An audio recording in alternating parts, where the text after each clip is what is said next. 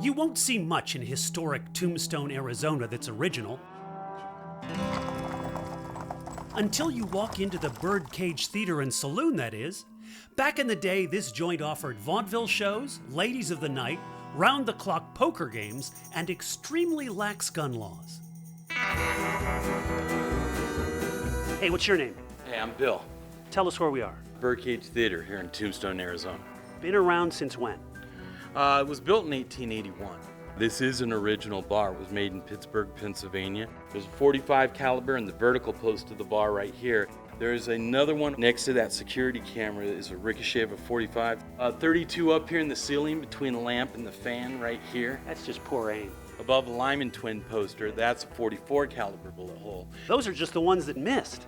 Yeah, there were 16 gunfights. 7 of them were fatal, killing 26 people and leaving over 140 bullet holes throughout the walls, ceilings, and floors. So what happens in Tombstone stays in Tombstone because nobody leaves here alive. Well, what happens in Tombstone stays at Boot Hill. Because they're all buried. What was this all about? The human fly. Fly, it was a lady gymnast act.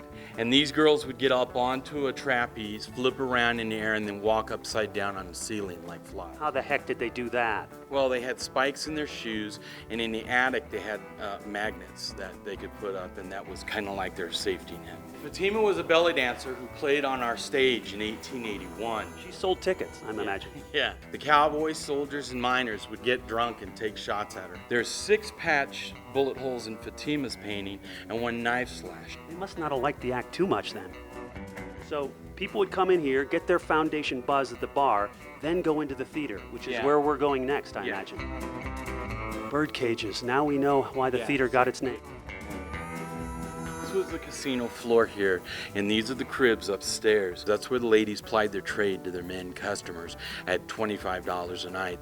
The customers up there probably weren't here to see the show. They're otherwise Well, occupied. they could. I always say if you didn't close the curtains right, you got 2 shows for the price of 1. Now, apparently one of the customers was Mark Twain. Mark Twain.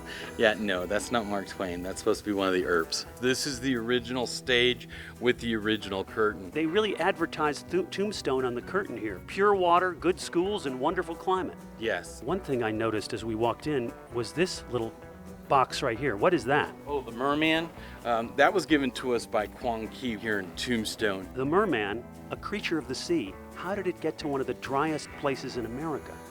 It was a Chinese myth. It's not real? Fish up above's real, if you know, the blowfish. But it doesn't have a face. More bullet holes in here?